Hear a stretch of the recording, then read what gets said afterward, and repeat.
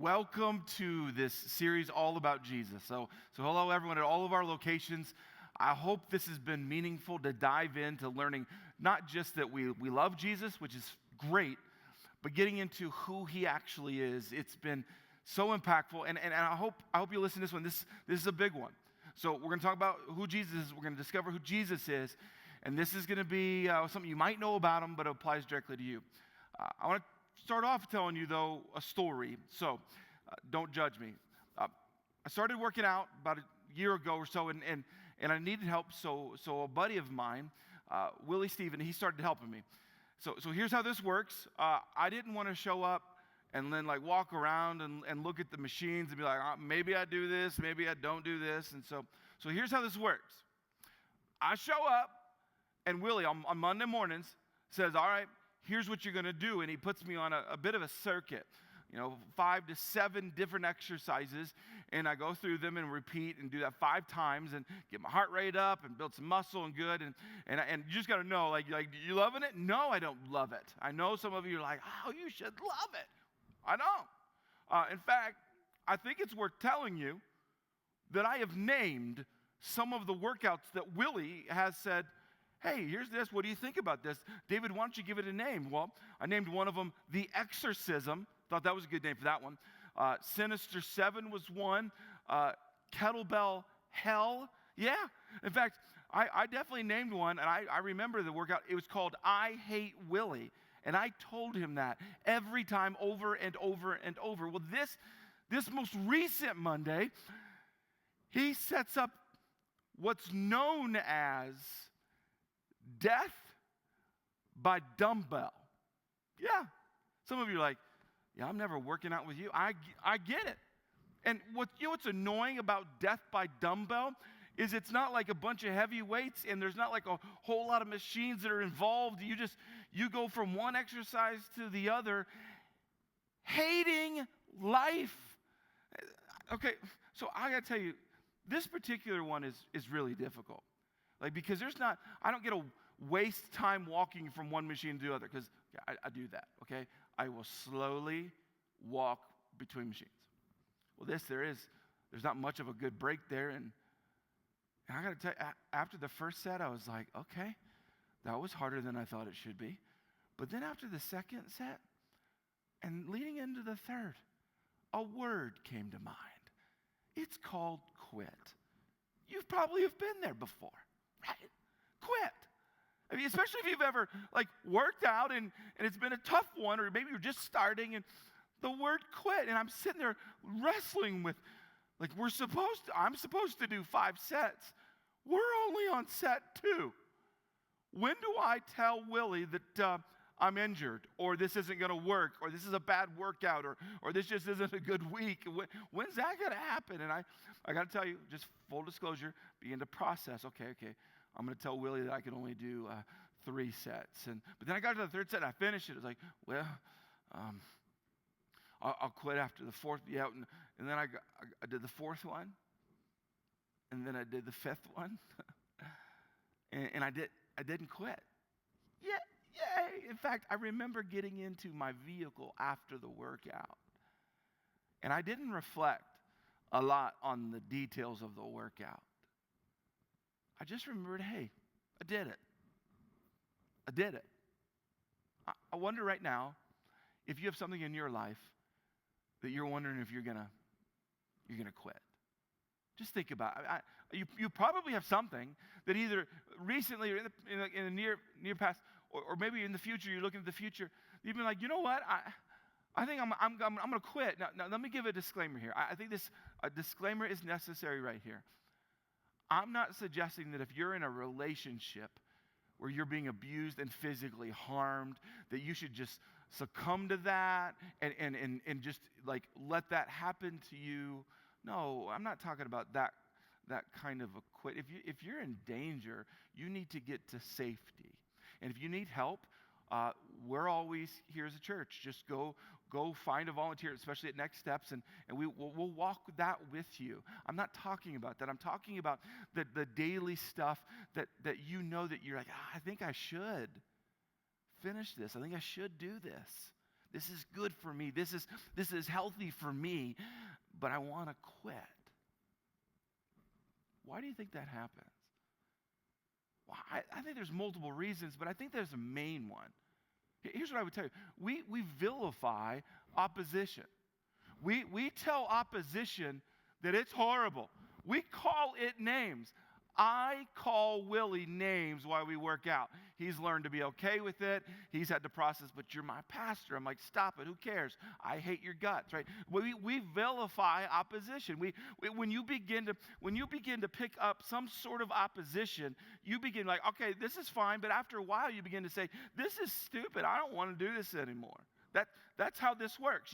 You begin to say, that's not good. I don't want that anymore. I don't want to have that be a part of my life. We vilify opposition. It's normal. But that's a problem.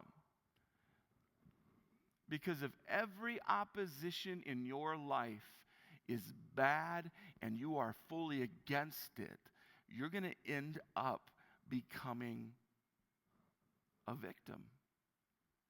You're going to live like a victim for the rest of your life because you're going to be always against anyone who opposes you, anyone who stands up against you, anyone that makes your life harder, and they might even be right, but you're just going to be like, I don't like this opposition. I don't agree with this. I don't like, and you're going to become a victim. You're going to live like a victim.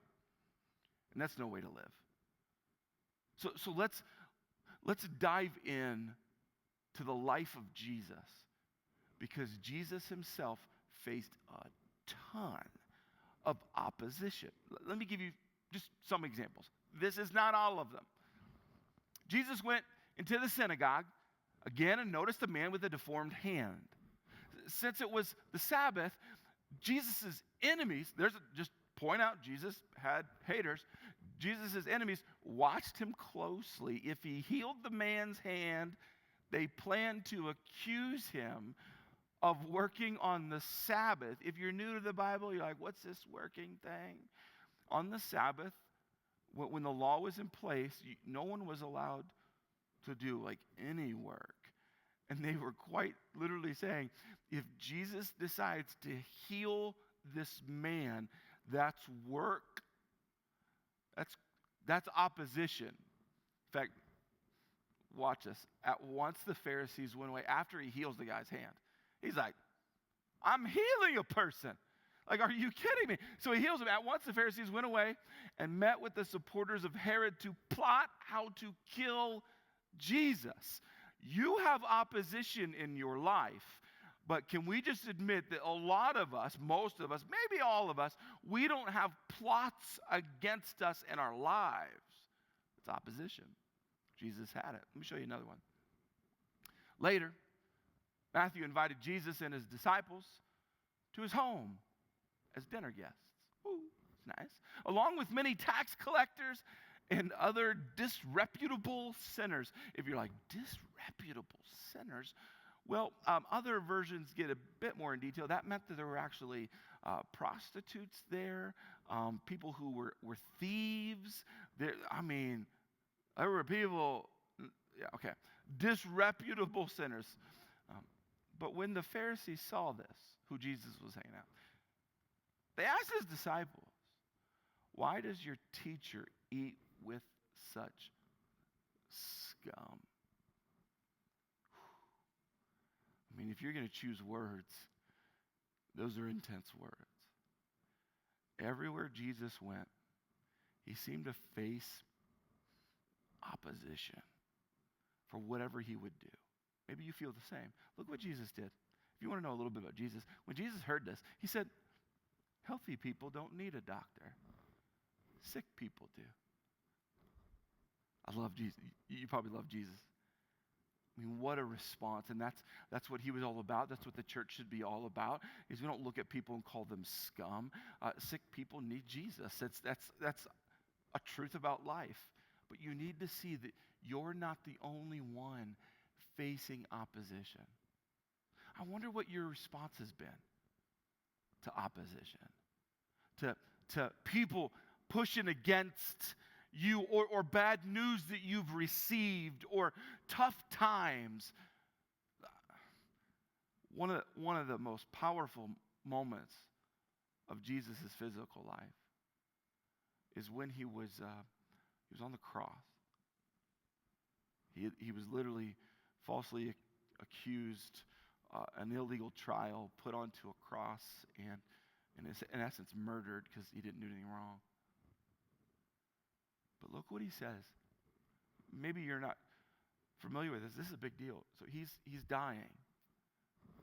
And here's what he says: Father, forgive them. Them, by the way, being his opposition.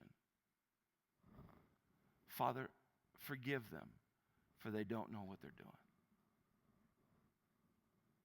There is a major, major, major life lesson in what Jesus just did. If you'll let the life of Jesus speak to you right now, there is a lesson. Here's the lesson. Opposition can be an opportunity. I mean, this is a powerful lesson, but I wonder if this is how you've been treating opposition. It's a major moment where you've got to figure out, okay, how am I going to go about this tough? And you got your own list of tough, but you have opposition. You have something and you're like, this is difficult. I want to quit this. I want this to be over. You have opposition. Jesus looked at opposition, and it wasn't this always like, get out, get out, get out, get out. No. He looked at it and was like, this is an opportunity. I wonder if you see it as an opportunity. If you're willing, that if right now you're battling a health something, if you're battling just a relationship that you thought was going to go like be this thing for you, this lifelong friend, or a work environment you thought it was going to be it. This is going to, if it's a financial thing, whatever opposition, whatever you're facing, I think is an opportunity.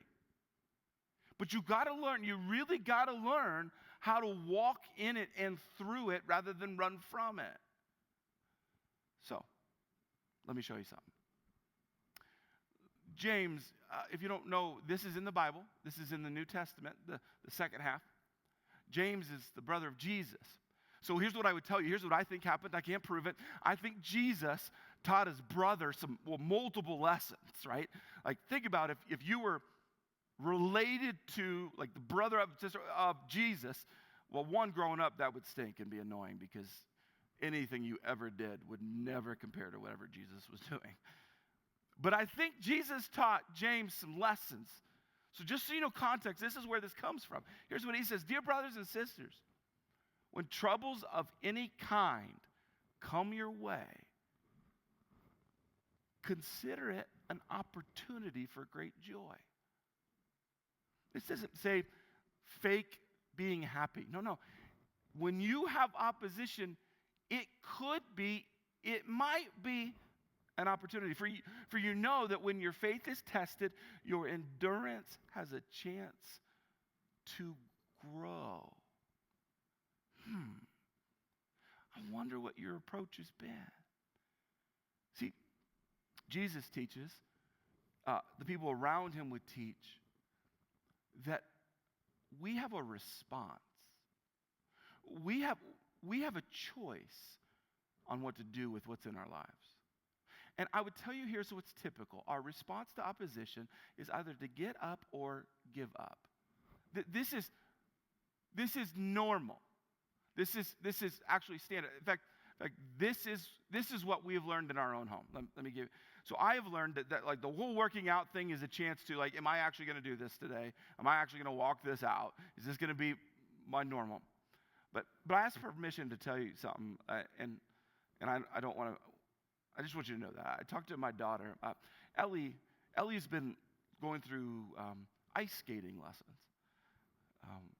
And literally taking formal classes. And if you don't know this, I've had to learn this. I did not know this, that there are stages that you in essence go from stage 1 to stage 2, stage 3, and you kind of graduate from each stage. And she went from not knowing how to ice skate, and so she's stage 1, stage 2, stage 3. She got to a stage, and they had to do the testing. I mean, that's, most of us are familiar. This is in lots of different facets of life. And I remember when she came home from failing the test to go to the next stage. She was heartbroken. And I got to tell you, it's one thing to experience heartbreak on your own, but when someone close to you does, I think it's equally as painful to watch someone that you love experience heartbreak. And so she's like, and she wanted to be done. And again, I've asked her permission. Can I share this? And she said yes. And she began to process, I don't know if I want to do this anymore. You feel it right now, don't you? You know that I've got a parenting moment right here, right? Like this is like, David, don't let her quit. Don't let her give up. Don't let her give up. Right. Well, that's what we did. We didn't let her give up.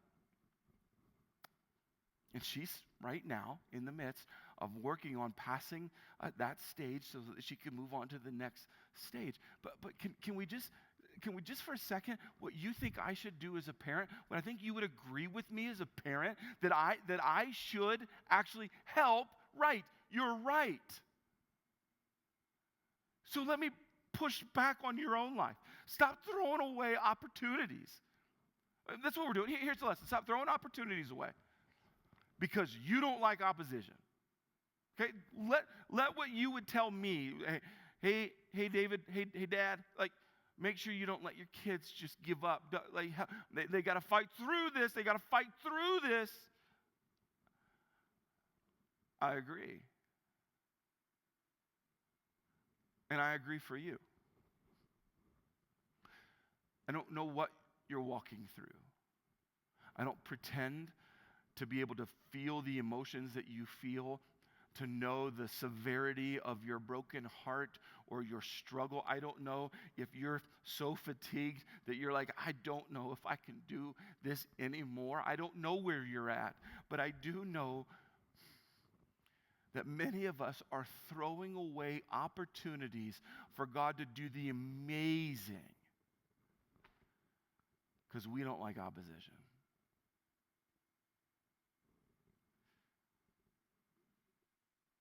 Life can be different. And I'd like to teach you how. James, the brother of Jesus, talked all about this. So let me teach you. So, let it grow. For when your endurance is fully developed, you will be perfect and complete, needing nothing. If you actually look at your opposition now and say, okay, I'm going to let my endurance grow. I'm going to go after this. It says here, and this is true, that you will be perfect and complete. Yeah. Okay, let's admit something. You're like, perfect? I mean, you and I will typically interpret the word perfect as flawless. That's the American way of approaching things, when typically we look at something and say, that's perfect, that was perfect, they're perfect. We're talking about do they have or does it have any flaws at all? The Bible doesn't speak that way. That wasn't the culture then. It wasn't about a flawlessness. You're not trying to be flawless.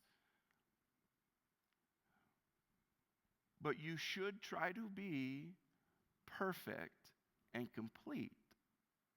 And endurance, walking through the opportunity, can do that for you. So let me help you understand what the word perfect is. The word perfect here, okay, language time. If this is too much, just pause, check your phones, whatever. But this is a big deal. I don't think you should miss this. Teleos. It means perfect. That's the Greek word for perfect. If you were to read the Bible in the original language it was written in, the New Testament was written in Greek, and this word was perfect in teleos. But you need to know here, a teleos person was mature or fully grown. No, it's not flawless. Catching that? You should see the difference. Not flawless. There was a maturity. Like once you reached a maturity, they would tell you you're perfect. You're not flawless, but you're mature, and we're trying to go after maturity. Or if you looked at a tree that was fully grown, literally, that's a perfect tree. This lesson is a big deal. Here, let's put this in here. Being teleos makes you ready for the tasks God created you for. I'm still using the Greek word. I understand. You're like, Greek, what? No. Being perfect makes you ready for the task God created you for. And you're like, yeah. That's why I'm not ready for the task God has created. No. Being mature makes you ready for what God even made you for. Being complete makes you ready for what God created you for. And the only way for you to become mature, listen to this, the only way for you to become mature is to endure your opportunities. If you choose to reject all opposition, listen, you're rejecting what God even created you to do. You're saying, I'm not going to be a part of the design God had me for, the purposes. That's how big of a conversation this is. Did you used to have dreams, but you've given up on them? I wonder if many of us give up on dreams because we faced opposition and we were like, I'm out.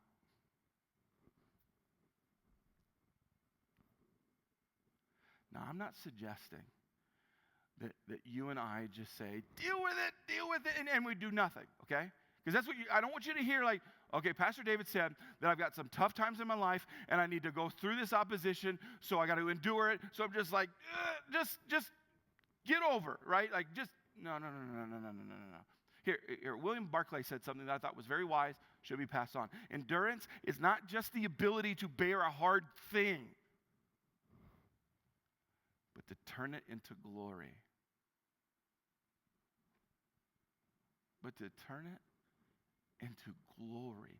Your opposition can actually be turned into glory if you don't just try to carry it. Recently, I had a conversation with a Fountain Springer.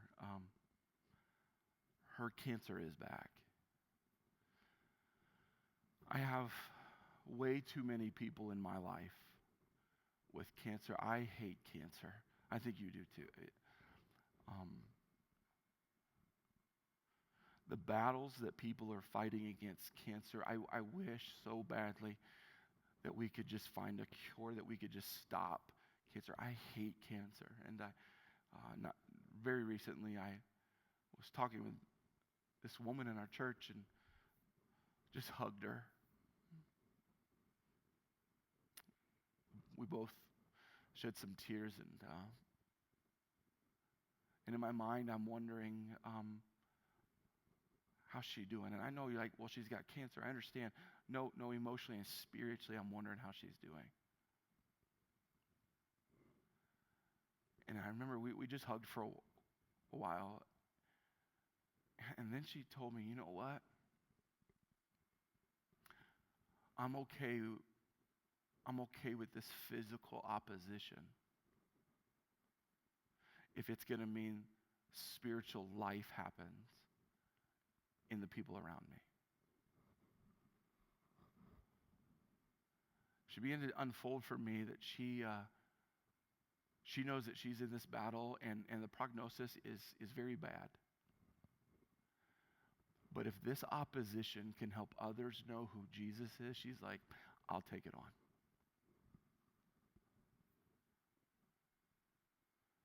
This is when you turn things into glory.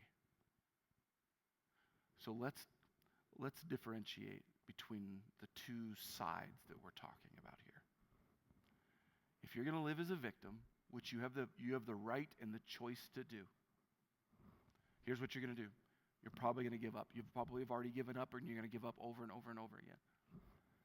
Fear is the decider, right? Come on, let's have this open conversation. Don't just show up to church or watch online and be like, yeah, just tell me what I want to hear. No, let's go after this. If you're going to live as a victim, this is what you're deciding. That fear's going to decide for you. It's just going to be what governs you. Relief is the goal. If it just would be over, just be over, just be over. And that's the ultimate goal. That's all you want is the pain to be over, just be over. That's human. I get it. I already told you stories that when I work out, I'm like, I just want it to be over.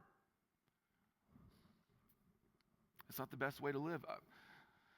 And you miss opportunities because all you want is you just want it to be over. Versus a fighter. Jesus was a fighter. If you want to know who Jesus is, he's a lot of things. Jesus is love. Jesus is a shepherd, an advocate, a friend. He's a fighter. You get up. I know you may not want to, but you decide to get up. This is the conversation I've been having with each of my kids, but specifically Ellie. Hey, sweetie, I love you, but you can do this. Get up. Sometimes quite literally, get up off the ice. Let's do this. You can do this. I believe in you. Get up. Faith is the decider. It's what can happen, what can play out through the opposition. What you believe is possible is the decider. Endurance is the goal. When I can get through this, I'm going to get through this. Getting through this is a big thing. I want endurance so that I'm mature. Opportunity made. Boom, right there. Opportunity is opportunity. You make the most of the opportunity. Those are the differences. So I wanted to hand over to you, though, 2 practical steps. I like to do that. I think it'd be good for us all. Like, what are 2 practical steps for me to walk out with? Here's one. Don't ignore the difficult. Some of us are like, is this the answer to endurance? Is pretend like it's not happening? No. Don't ignore the bad health news.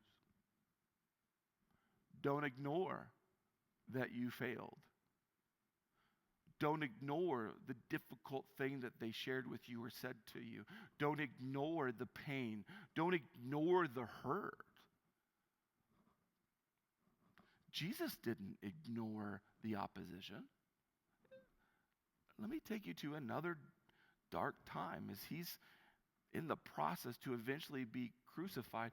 Father, if you're willing, please take this cup of suffering away from me. Jesus said, if there's another option, I'd like it. You see, he's not ignoring. He's not saying, pretend like it's not going to happen. I'm going to pretend. No.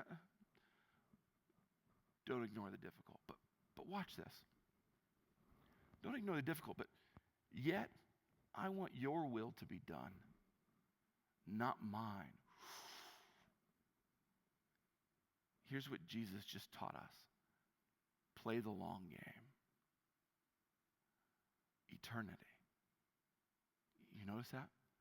He doesn't ignore the difficult. And you're like, well, okay, so what do you do while you're not, okay, I can't ignore what's going on. What do I do with it? Or it's going to overcome me. Play the long game. Everything is about eternity, not the temporary. I wonder, whatever you're walking through right now, is it something that you're just dwelling on, but this is right now, I get it. You have eternity. Play the long game out. When I hear a Fountain Springer say, I have cancer and it's really bad, but if someone can know who Jesus is through it, I'm going to go through it. That's a long game. When I parent my daughter, it's not about becoming an Olympic ice skater. It's about her growing up to be a woman who doesn't give up when she faces opposition. It's a long game.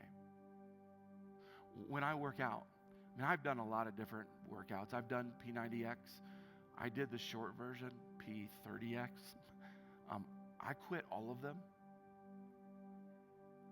My approach to getting into shape has actually been very slow and very on purpose because I want the long game. I want a longer life with my family. I want to live the life God wanted me to live. And so I'm taking a slow approach to it. Play the long game. You may be in the midst of a major storm. Don't ignore it. but also don't lose sight of eternity. It's always and all about eternity. So here's what I'd like to do. I want to pray for you because many people are feeling the weight of oppositions. Would you bow your heads and close your eyes? And I just want to pray with you and for you. And whatever you're walking through right now, whatever called a storm, God, I pray for those right now in the midst of opposition. They may not even know what to do about it. God, I bet everyone who has opposition right now has a lot of questions. What do I do? How do I do it? When do I? God, in the midst of us probably loading questions your way, Lord, would you help us to not give up? We need that strength. Lord, for those who have even considered that their life isn't worth living, Lord, would you intervene right now? Help them, help us all to know our value, that every day is worth it. Lord, we're going to play the long game. So, Lord, one day we'll meet you face to face. Until then, we're going to think about that moment, and we're going to help others have the option for that moment. God, thank you for our opposition. Help us to walk through it. We pray this in the name of Jesus. Amen.